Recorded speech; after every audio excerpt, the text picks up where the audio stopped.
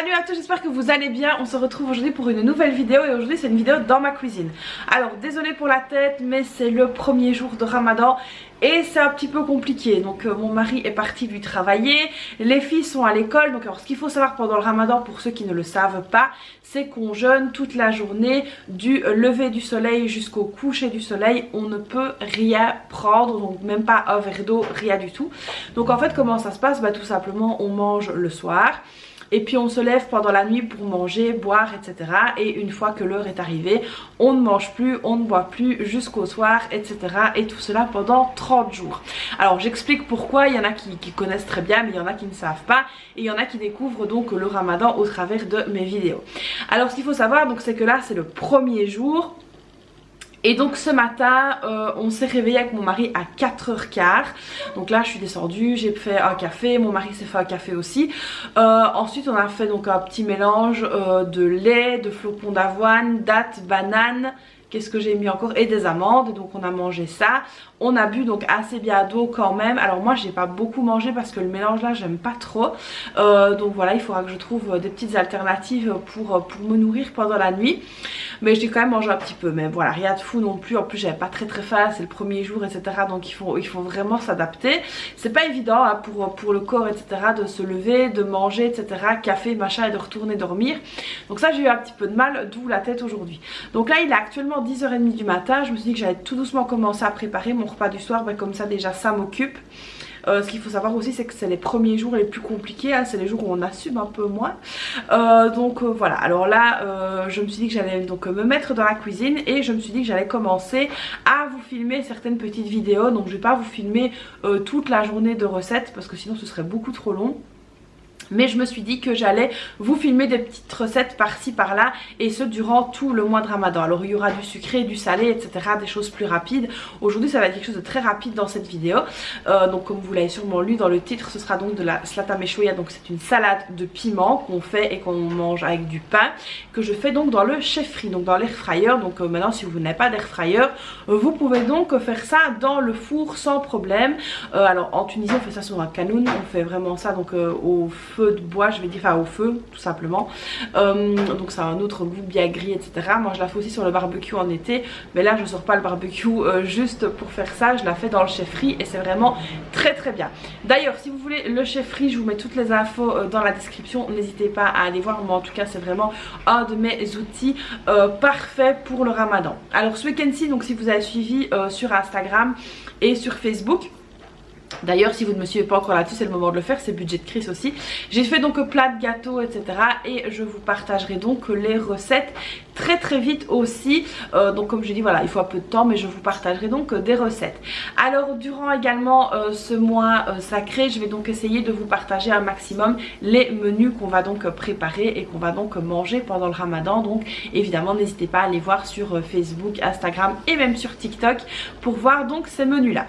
Donc je vais vous montrer tout de suite comment on fait cette fameuse slata meshouya. C'est une salade qui est vraiment très répandue en Tunisie, qui est très bonne et on peut faire ça dans du pain, etc. Manger ça avec le pain, même faire des tartines avec si vous voulez, des sandwichs. Alors là ce que vous entendez derrière ce sont les pois chiches qui sont en train de cuire pour une autre recette. Et donc maintenant c'est parti, on va se pencher sur le chef-free et je vais vous montrer comment faire cette fameuse slata meshouya. Donc voilà ici la bête, le chef-free. Donc moi franchement je l'adore. Donc moi ici je mets le grill ici pour faire donc cette fameuse slata meshouya. Alors on va tout de suite le mettre préchauffé. Donc moi je le mets en hop là, en air grill. Et donc là il va préchauffer, c'est tout à fait normal. Alors donc pour faire cette recette, donc moi c'est une salade que je vais faire pour aujourd'hui voire 2 jours maximum. J'ai donc pris ici 6 piments verts, alors ça ce sont des piments doux. Et j'ai pris ici un supplémentaire qui est un piment plus fort, que je ne mettrai pas directement dans la première salade mais que je laisserai sur le côté pour mon mari parce que les filles mangent aussi la fameuse slata meshouya. Donc ici on a également une tomate que j'ai coupée en deux, un oignon que j'ai épluché et 2 gousses d'ail. Et là maintenant on va donc attendre que le chef-free soit chaud. Et donc voilà, le chef-riz est préchauffé, donc il me dit maintenant que je peux ajouter mes légumes. Donc évidemment, fais attention de ne pas se brûler parce que c'est très chaud. Et je viens donc tout simplement déposer les piments juste ici, comme ceci. Donc je les mets un peu partout, voilà. Alors on peut les mettre aussi en quinconce sans problème. Enfin voilà, vous les mettez en fait où il y a de la place, tout simplement, ça va cuire. Alors il faut quand même éviter d'en mettre trop parce que sinon ils ne cuiront pas bien. Donc on vient aussi déposer les tomates comme ceci, l'oignon et l'ail. On vient donc le déposer aussi ici. Et puis là on referme. Et donc c'est parti ici à 240 degrés pour 15 minutes. C'est parti! Donc ici je viens vérifier la cuisson et ici la cuisson est bonne. Alors donc il restait 2 minutes mais on va l'arrêter. Alors pour que la peau des piments, parce que le but en fait ici ça va être d'enlever la peau des piments, pour que ce soit plus facile on va donc venir mettre les piments dans un sachet congélation. Alors évidemment faites attention, c'est très très chaud, donc moi je les prends avec la pince comme ceci et je viens tout déposer dans le sachet. En faisant évidemment attention de ne pas me brûler, parce que je suis la spécialiste pour ça. Si vous n'avez jamais suivi mes péripéties, vous allez voir que je suis vraiment la spécialiste pour ça. Donc voilà, je mets tout ici dans un sachet, comme ceci, sachet congélation. Donc ceux-là je les ai pris chez Carrefour. Je viens mettre le dernier piment. Donc vous voyez ici la peau elle commence en fait à éclater. Donc c'est parfait. Je viens également déposer l'oignon dans le sachet, ainsi que mes 2 morceaux de tomates. Et donc ici c'est bon pour le chef-riz aujourd'hui. On va pouvoir l'arrêter tout simplement. Je vais mettre ça dans l'évier. On vient l'arrêter, on vient le laisser refroidir et puis je viendrai le nettoyer juste après. Donc là je vais le repousser à sa place parce que la cuisine est fort encombrée pendant le ramadan.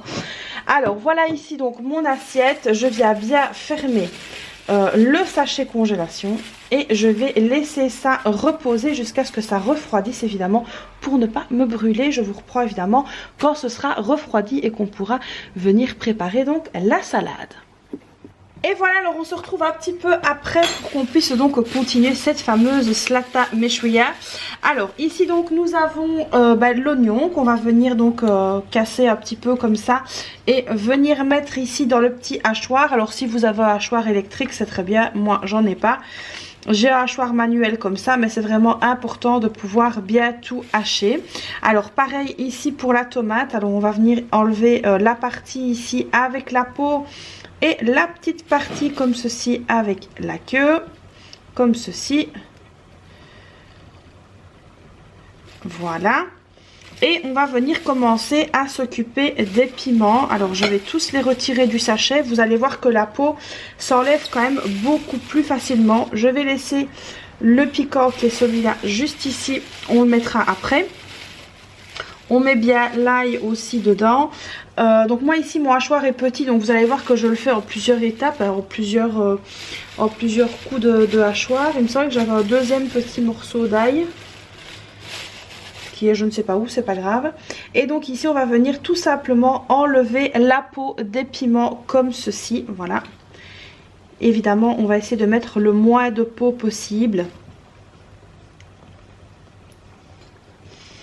Et on va aussi venir enlever ceci et l'intérieur des graines. Donc voilà, on va ouvrir ici comme ça.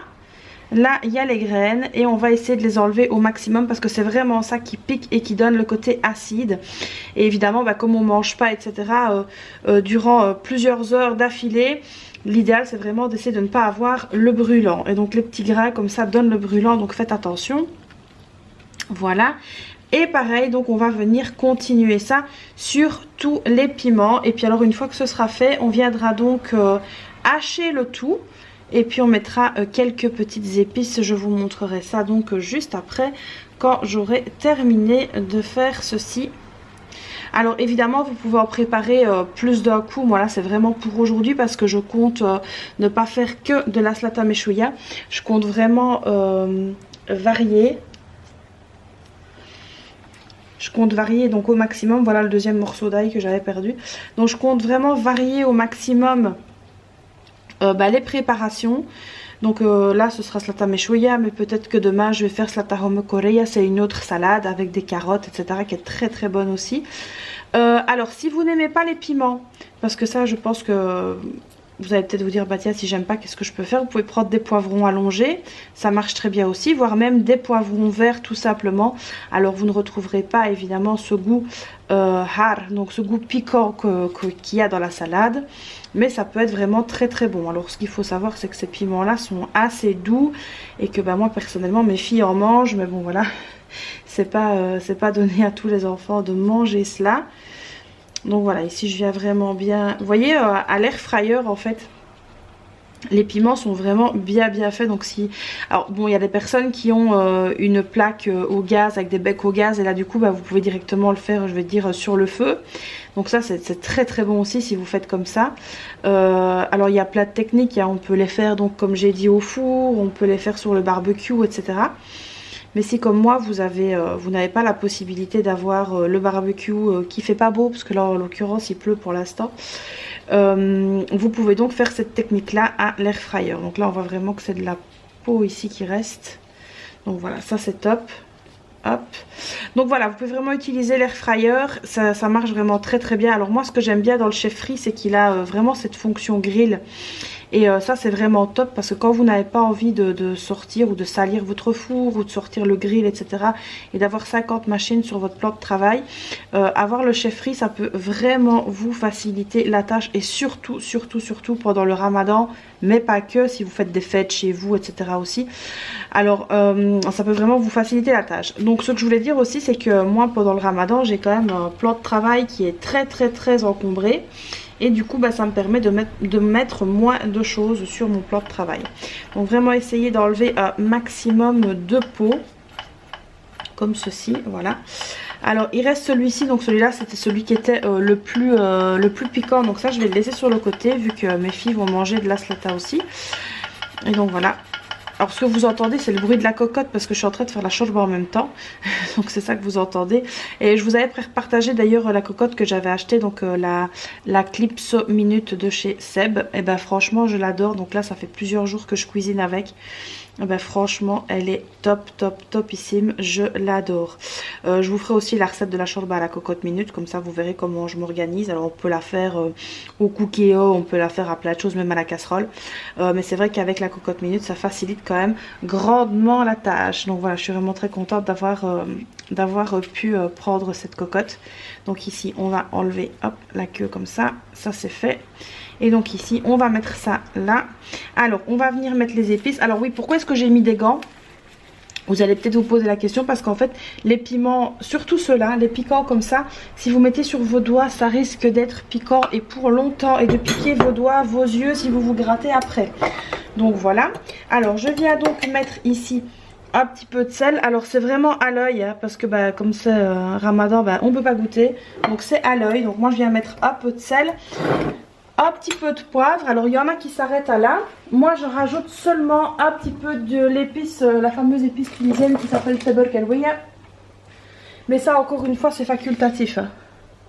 Il y en a qui en mettront, d'autres qui n'en mettront pas, donc ça c'est vraiment au choix. Nous en tout cas c'est comme ça qu'on l'aime. Alors ensuite sur la slata meshuya, une fois qu'elle sera faite vous allez voir, on peut mettre un pot de thon, on peut mettre des œufs durs, on peut mettre des olives, on peut mettre plein de choses. Donc voilà, faites-vous plaisir, surtout quand c'est une période comme celle-ci. Franchement, allez-y, faites-vous plaisir. Donc voilà, là j'ai mis mes épices. J'ai mis mes épices.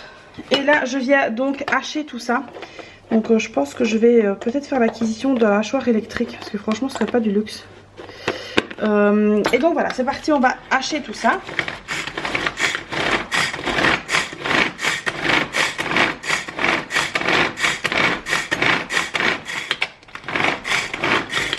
Alors on vérifie donc pour la consistance qui m'a l'air déjà pas mal.